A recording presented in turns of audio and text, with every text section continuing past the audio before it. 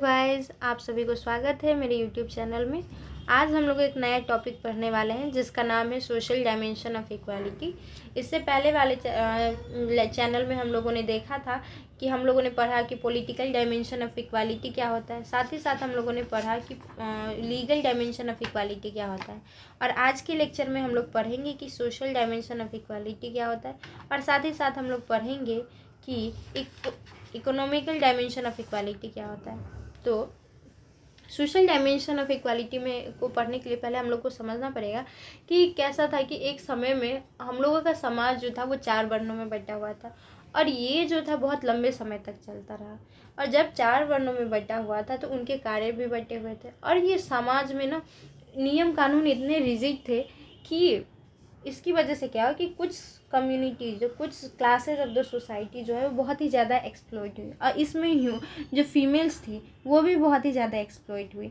तो हम लोगों ने देखा कि कैसे हम लोग के यहाँ जो है वो कास्ट सिस्टम बहुत रिजिड था, लोगों में भेदभाव किया जाता, इवन रिलीजन के नाम पे, इवन रिलीजन के साथ साथ कास्ट के नाम पे, कलर के नाम पे, क्रीड के नाम पे, तो बहुत ही ज़्यादा भेदभाव हुआ। फिर ब्रिटिश लोग आए तो हम लोगों का बीइंग इंडियन ऑल्सो हम लोग को बहुत ही ह्यूमिलेट किया गया, एक्सप्लॉइट किया गया।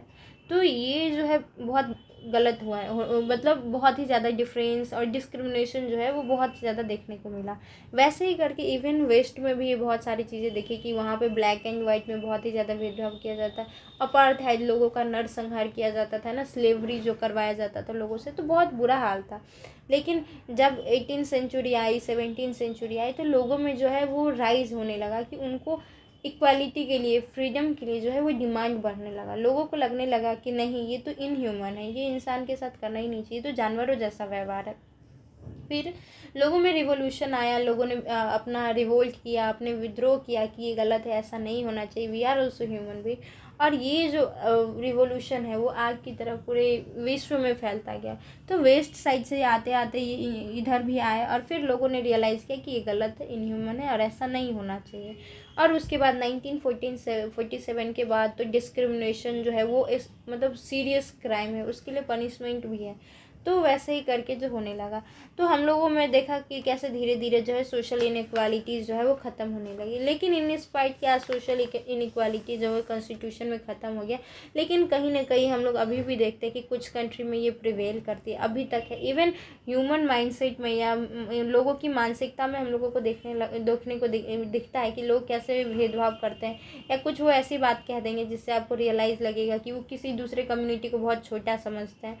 तो ये अभी भी देखने को मिलता है। तो ये जो कि नहीं होना चाहिए, और सोशल इक्वालिटी इसी चीज़ की बात करती है कि सभी को एक समान समझना चाहिए, सबके विचार को, सबके जो वेरिएशन है, डिफरेंसेस है, मैं आपसे बहुत अलग दिख सकती हूँ, आप मेरे से बहुत अलग दिख सकते हैं। तो इस वेरिएशन को कैसे एक्सेप्ट करना है और कैसे सोसाइटी में पीसफुली अच्छे से है ना डेवलपमेंट करने के लिए आगे बढ़ना चाहिए, ना कि एक दूसरे में यही सब में फंसे रह के अपने आप को डिस्ट्रॉय करना चाहिए। तो सोशल डायमेंशन ऑफ इक्वालिटी ऐसे ही कुछ बातें करती है, जैसे कि सोशल इक्वालिटी बोलती है कि एब्सेंस ऑफ प्रिविलेज जो होना चाहिए, कि किसी व्यक्ति को भी इतना प्रिविलेज नहीं देना चाहिए कि वो समाज में बहुत आगे हो जाए, है ना। मतलब आगे होने का मतलब ये कि रॉन्ग सेंस में वो बस एक ही कम्युनिटी का विकास और दूसरे कम्युनिटी का विकास ना हो, तो ऐसा नहीं होना चाहिए। तो सोशल इक्वालिटी का पहला प्रिंसिपल ही यही है कि वो जो है किसी को स्पेशल प्रिविलेज ना दे, साथ ही साथ किसी भी कम्युनिटी को किसी भी बेसिस पे डिस्क्रिमिनेट नहीं कर सकता है। अगर किसी भी सोसाइटी की कम्युनिटी के जो व्यक्ति है उसको अगर डिफ्रेंशिएट किया जाता है तो एक तरीके से सोशल इक्वालिटी का वायलेशन है, और किसी भी व्यक्ति के साथ भेदभाव नहीं किया जा सकता। अगर वो करते हैं तो वो क्राइम है और उनको पनिशमेंट मिलेगा। वैसे ही करके डिस्क्रिमिनेशन भी नहीं करना चाहिए। डिस्क्रिमिनेशन जो है वो एक सोशल क्या बोलते हैं कुरूप सोशल वैल्यूज़ के ऊपर एक धब्बा है ना, सोशल क्या बोलते हैं। थर्ड है कि free access to public places. जैसे कि हम लोगों ने देखा कि पहले समय में होता था कि जो लो क्लास के पीपल है तो उनको लोग अपना नल नहीं छूने देते थे, है ना। वो जिस रोड से जाते थे उस रोड में उनको बोलते थे कि उनका शैडो भी नहीं लगना चाहिए। तो बहुत बहुत वर्स कंडीशन में जो है वो लोगों में भेदभाव था। तो उसी को ख़त्म करने के लिए कॉन्स्टिट्यूशन में दिया गया कि free access to public places, मतलब आप किसी भी पब्लिक प्लेसेस पे जा सकते हो, है ना, कहीं पे भी जा सकते हो, आपको बस इसलिए भेदभाव नहीं किया जा सकता। लेकिन जैसे कि आप लोगों ने देखा होगा कि अमेरिका के बहुत सारे बोर्ड्स में लिखा है कि no Indians and no dogs are allowed, तो they depict us as a dog. तो ये एक तरीके का भेदभाव है जो कि नहीं होना चाहिए, इसलिए बोला गया है कि free access to everyone, you can go everywhere where you want, you can't be stop. ये अगर वो कोई करता है तो ये बहुत ही ज़्यादा एक नेगेशिएशन है सोशल इक्वालिटी के ऊपर। थर्ड है कि आप जेंडर के बेसिस पे भी, फोर्थ है कि जेंडर के बेसिस पे भी डिस्क्रिमिनेट नहीं कर सकते। ऐसा नहीं कि ये बस कास्ट कलर के बीच में हो रहा है, यहाँ पे आप जेंडर इक्वालिटी की भी बात करते हो कि जेंडर, किसी भी जेंडर के हिसाब से आपको भेदभाव नहीं किया जा सकता। आप हर एक प्लेस पे जा सकते हैं ना, वर्क प्लेस पे भी काम कर सकते हैं, आपको कोई डिफ्रेंशिएट नहीं कर सकता, आपके साथ भेदभाव नहीं किया जा सकता। Equal opportunity in public employment, हाँ, कि आपको किसी भी जॉब में ऐसा नहीं होना चाहिए just because you are female आपको वो जॉब नहीं दी जाए, है ना, तो ऐसा नहीं किया जा सकता। हम लोग देखते हैं कि आजकल एक नया कल्चर आ गया, क्योंकि जो ऑफिसर्स है वो जानते हैं कि a female after getting married जो है वो they will conceive a baby, है ना, there are the probability of having conceiving baby. तो पीपल क्या करते हैं कि लोग फीमेल को हायर ही नहीं करते हैं जॉब में, क्योंकि उनको, या मैरिड वुमेन को नहीं जॉब में हायर करते, क्योंकि उनको लगता है कि इससे जो उनको पेड लीव देना पड़ेगा, मैटरनिटी लीव देना पड़ेगा, तो इसी वजह से लोग नहीं हायर करते। तो जो कि a sort of gender discrimination है एक तरीके से। इसीलिए बहुत सारे जो देश हम लोग जैसे इटली के बारे में पढ़ते हैं, तो एक तरीके से वहाँ पे क्राइसिस आने का कारण ये भी है। तो वही है कि लोगों को पब्लिक एम्प्लॉयमेंट में किसी भी तरीके का जो है डिस्क्रिमिनेशन नहीं करना चाहिए, और क्या बोलते हैं, पब्लिक एम्प्लॉयमेंट में सभी को इक्वल अपॉर्चुनिटी मिलनी चाहिए। और सोशल इक्वालिटी का मतलब ये होता है कि सबको इक्वल राइट हो, किसी भी तरीके का भेदभाव ना हो, और अगर कभी ऐसा होता है तो गवर्नमेंट जो है या जुडिशरी जो है उनकी राइट को प्रोटेक्ट करेगी। साथ ही साथ ये सरकार का रोल होना चाहिए कि वो लोगों के साथ पॉजिटिव डिस्क्रिमिनेशन करे, जो पीछे कम्युनिटीज़ है, जो पीछे छूट गई है, उनको समाज में बराबर लाने की कोशिश करे, उन्हें कुछ ऐसे राइट्स दे, है ना, उनको कुछ प्रिविलेज दे, उनको कुछ प्रोविजंस ऐसे बनाए ताकि वो अपने आप को डेवलप कर सके। जैसे में भी हो सकता है ये जो रिजर्वेशन है, या है ना, जो कुछ लोगों को दिया जाता है, आप अगर मे भी अभी के रूट में देखोगे तो आपको लगेगा कि नहीं वो अभी तो बहुत अच्छा कर रहा है, लेकिन जब हम लोग ग्राउंड लेवल पे जाते हैं, जब गांव में जाते हैं, तो लोगों को देखते हैं कि बहुत सारे जो उस कम्युनिटी के लोग जो है वो अभी भी बच्चों को नहीं पढ़ाते या फीमेल्स को एजुकेशन नहीं देते हैं, क्योंकि उनको लगता है ये वेस्टेज ऑफ टाइम है, उनको नहीं पढ़ाना चाहिए। तो ऐसे अगर इनिशिएटिव नहीं लिए जाएंगे, है ना, तो फिर वो पढ़ा ही नहीं पाएंगे। जो कुछ आज बच्चे लोग मेहनत करते हैं, है ना, कुछ पढ़ने के लिए इनिशिएटिव लेते हैं, क्योंकि कारण ये है कि उनको लगता है कि सेंस ऑफ सिक्योरिटी है कि हाँ कुछ हो सकता है। अगर ये ख़त्म कर दिया जाएगा तो फिर वो लोग उनको लगेगा कि वो इस कंपटीशन में ही नहीं लड़ सकते हैं। Economic dimension of equality, economic equality जो है उसको माना गया है कि वो सारे जो इक्वालिटी है वो सारे के जो है वो बेसिस है, क्योंकि जहाँ कहीं भी पुअर और रिच होगा, पुअर और रिच कहने का मतलब है बहुत ज़्यादा अमीर और बहुत ज़्यादा गरीब होगा, तो वहाँ पे सोशल, पॉलिटिकल और लीगल इक्वालिटी होना पॉसिबल ही नहीं है। रूसो अपनी फेमस किताब सोशल कॉन्ट्रैक्ट में लिखते हैं कि गवर्नमेंट को ऐसी पॉलिसीज़ बनानी चाहिए जिसके कारण ये ऐसा ना हो कि ज़्यादा रीच हो जाए, ना ही ज़्यादा बेगर होना चाहिए। मतलब ऐसी पॉलिसी बनाओ जिससे गरीबी है और अमीरी दोनों नहीं बढ़नी चाहिए। According to Rousseau, poor and rich are simultaneously dangerous for the equality and the whole society. इसीलिए इकोनॉमिक इक्वालिटी का मतलब पहले हम लोग को समझना पड़ेगा कि इकोनॉमिक इक्वालिटी का मतलब क्या होता है। इकोनॉमिक इक्वालिटी का मतलब ये नहीं होता है कि इक्वल डिस्ट्रीब्यूशन ऑफ मनी, क्योंकि ऐसा संभव ही नहीं है कि हर व्यक्ति के पास एक जैसा पैसा हो। इकोनॉमिक इक्वालिटी का मतलब ये होता है कि हर व्यक्ति को इक्वल चांसेस मिले कि वो अपना जीवन यापन कर सके। इक्वल चांसेस का मतलब इतनी अवेलेबिलिटी हो चीज़ों की कि वो अपना जीवन यापन कर सके। मैन के जो फंडामेंटल नीड्स है वो सबसे पहले पूरे हो जाए, और जो डिस्ट्रीब्यूशन ऑफ मनी जो है वो फेयर हो, यानी कि जो जितना काम करता है उसको उस हिसाब से पैसा मिलना चाहिए। ऐसा नहीं कि कोई व्यक्ति 12-12 घंटे काम कर रहा है, 10-10 घंटे काम कर रहा है, लेकिन जो है उसको पैसा बहुत कम मिल रहा, तो ये नहीं होना चाहिए। और इसीलिए अकॉर्डिंग टू प्रोफेसर लास्की, मतलब वो कहते हैं कि there must be sufficiency for all before there can be superfluity for few people. इसका मतलब ये किसी कुछ सेक्शन ऑफ सोसाइटी को बहुत ज़्यादा मिलने से बेहतर है कि सभी सेक्शन ऑफ द सोसाइटी को एक बराबर मिले, सफिशिएंट मिले, तो सबको बराबर मिले। ये जो है ये सोशल इक्वालिटी है, ना कि किसी व्यक्ति को बहुत ज़्यादा मिले। जो इंडस्ट्रियलिस्ट माइंडसेट के होते हैं, जो कैपिटलिस्ट माइंडसेट के जो होता है, तो वो क्या सोचते हैं कि सोसाइटी में कैपिटलिज्म बढ़ना चाहिए, कुछ लोगों के पास ही अगर बहुत पैसा हो गया फिर भी चलेगा। तो लेकिन सोशल इक्वालिटी, इकोनॉमिक इक्वालिटी जो ये नहीं कहते। इकोनॉमिक इक्वालिटी का मतलब है कि लोगों के पास सफिशिएंट लाइवलीहुड है। जैसे अभी इंडिया का कंडीशन है, बहुत सारे कंट्री का कंडीशन है। हमारे देश में क्या है कि वर्ल्ड के सबसे रिचेस्ट पर्सन भी है, लेकिन साथ ही साथ इंडिया में बहुत गरीबी भी है, लोगों का बहुत बुरा हाल है। तो ये एक इकोनॉमिक डिस्पैरिटी भी है कि देखो कुछ लोगों के पास बहुत ही ज़्यादा पैसा है, अति पैसा है कि वो बाहर से लोगों को मंगा रहे हैं ना, अपनी शादी में डांस करवा रहे हैं। लेकिन उसके जस्ट अपोजिट बहुत सारे लोग हैं ऐसे भी है जिसके पास खाने को नहीं है, वो सोचना पड़ता है, उनको रिलाई करते हैं, गार्बेज में से उठा के खाते हैं। तो ये जो है बहुत बड़ा इकोनॉमिकल गैप दिखता है। इसीलिए हम लोगों की कंट्री में इक्वालिटी जो है वो नहीं देखी जाती, क्योंकि अनएम्प्लॉयमेंट बहुत ज़्यादा है ना। अनएम्प्लॉयमेंट बहुत है, लोगों के पास उनका घर कैसे चलाए, ये जो अपनी बेसिक फुलफिलमेंट कैसे पूरी करे, उसके लिए भी सोचना पड़ता है। मतलब इतना प्रॉब्लमेटिक है कि जो नॉर्मल फूड है ना, पहले तो हम लोग समझते थे कि लग्जरी बहुत महंगा होता है, लेकिन अभी के समय में ऐसा हो गया कि नॉर्मल चीज़ें भी, जो राइस है, जो वेजिटेबल्स हैं, वो भी बहुत महंगे हैं। तो ये नहीं होना चाहिए, ये इकोनॉमिक इक्वालिटी नहीं है। और हम लोग को समझना पड़ेगा कि इकोनॉमिक इक्वालिटी अगर मतलब कहीं पे भी इकोनॉमिक इनइक्वालिटी होती है तो वो पॉलिटिकल फ्रेमवर्क जो है या इकोनॉमिक फ्रेमवर्क जो है किसी स्टेट का, उसको बिगाड़ देता है। ऐसे कैसे हो सकता है?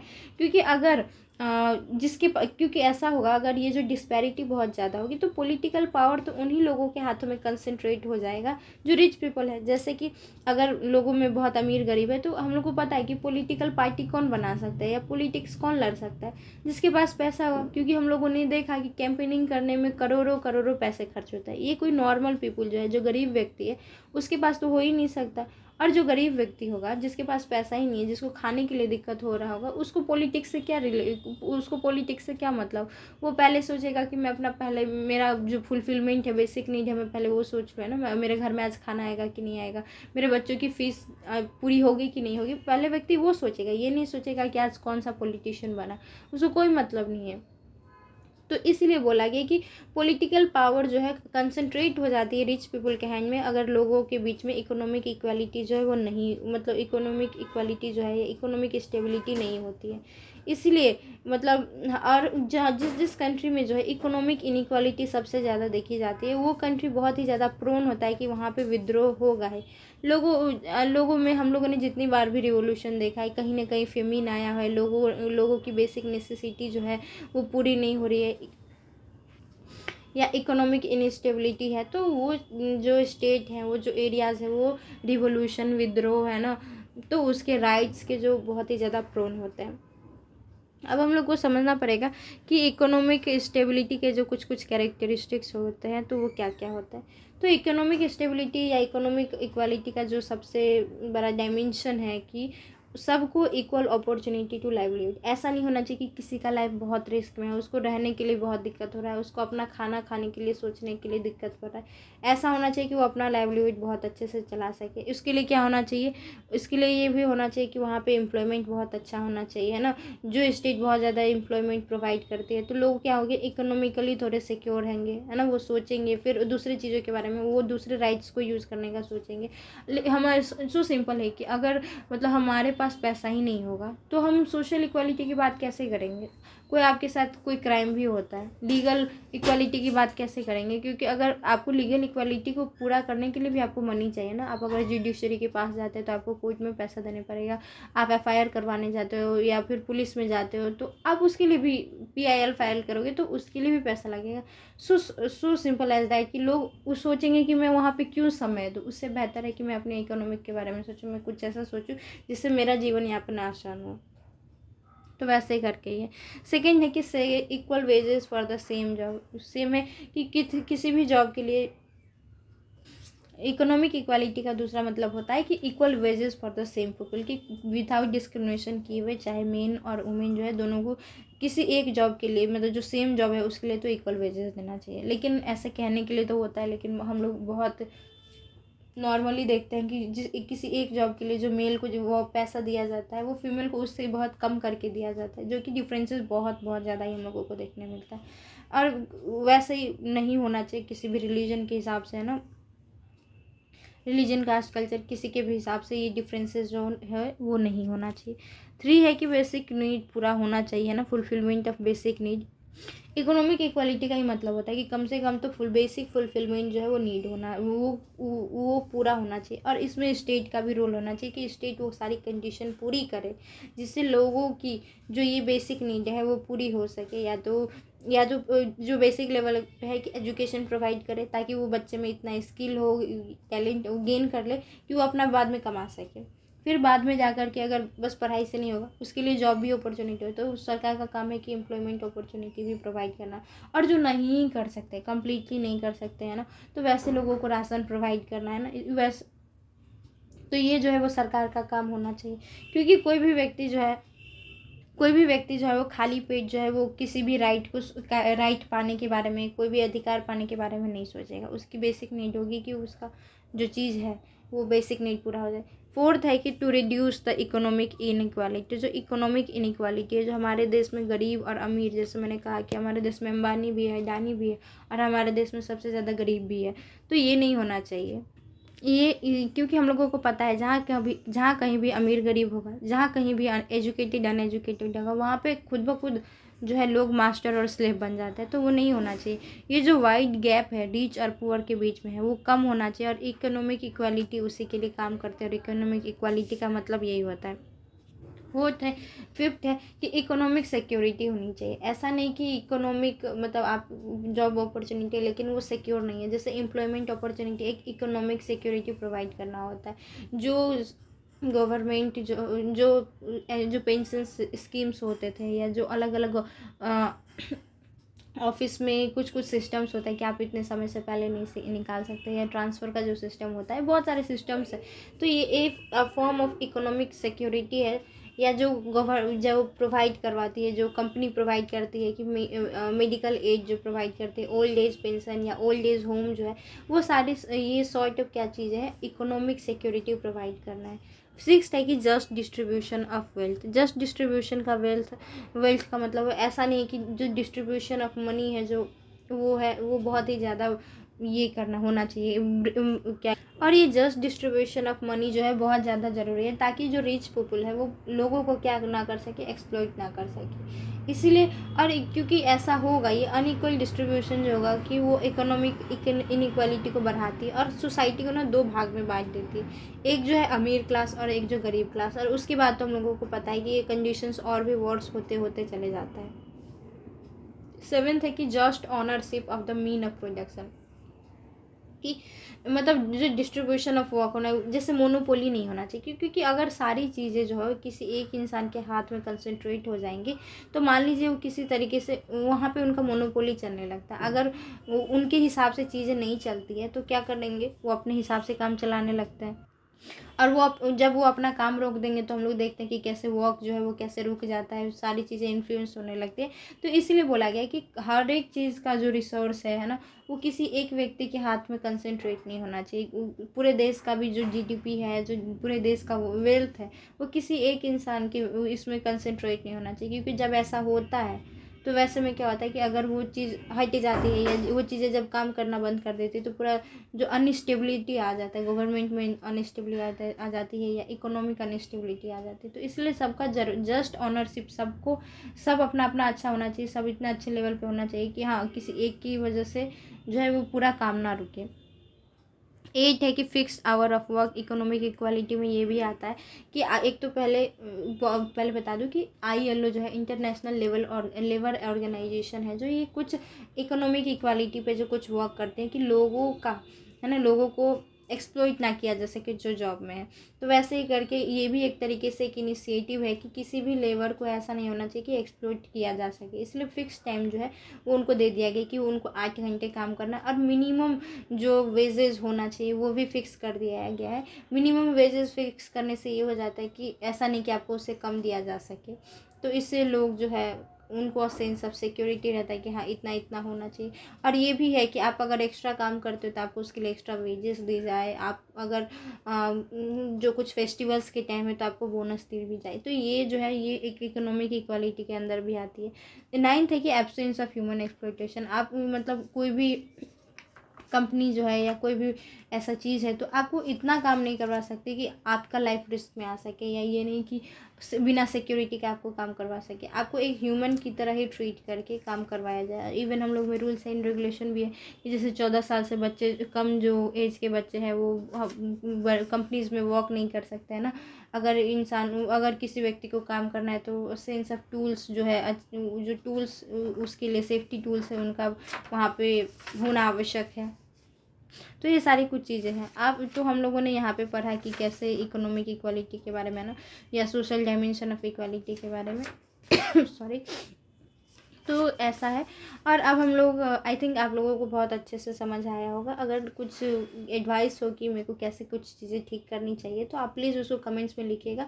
और अगर आपको अच्छा लगा हो तो भी एक हार्ट तो बनता है ना। और फिर आपको अगला लेक्चर देखना है तो प्लेलिस्ट में प्लीज़ जाइएगा, वहाँ पे आपको मिल जाएगा। और आगे वाला जो टॉपिक है हम लोग डिस्कस करेंगे लिबर्टी और इक्वालिटी के बारे में, उनके बीच में क्या क्या रिलेशन है। तो वो लाइक है ना, लाइक सब्सक्राइब, बाय बाय।